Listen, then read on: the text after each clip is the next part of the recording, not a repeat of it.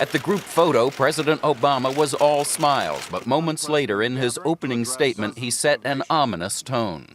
Just the smallest amount of plutonium, about the size of an apple, could kill and injure hundreds of thousands of innocent people. He warned that groups like al-Qaeda are trying to obtain some of the more than 2,000 tons of nuclear materials at sites around the globe. Were they to do so, it would be a catastrophe for the world. After a full day of closed-door meetings, leaders of the 47 nations unanimously issued a final statement, joining President Obama's call to secure all vulnerable nuclear materials in 4 years and putting the burden on individual nations to maintain effective security over those materials. The American people will be safer and the world will be more secure. Many nations committed to specific steps, Canada and Mexico to send nuclear materials to the U.S. for safekeeping, Argentina and Pakistan to tighten port security.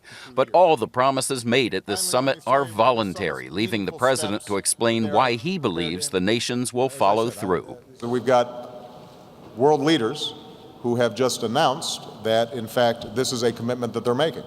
I believe they take their commitments very seriously.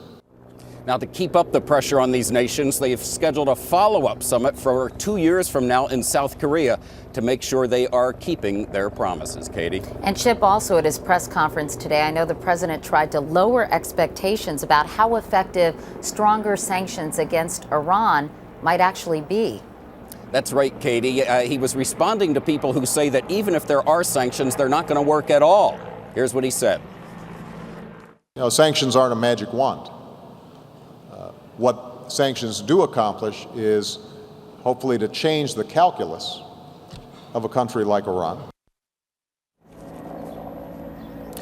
He did say that he believes that China and Russia will be on board in these sanctions and they will be in effect soon. Katie? Chip Reid at the White House tonight. Chip, thank you.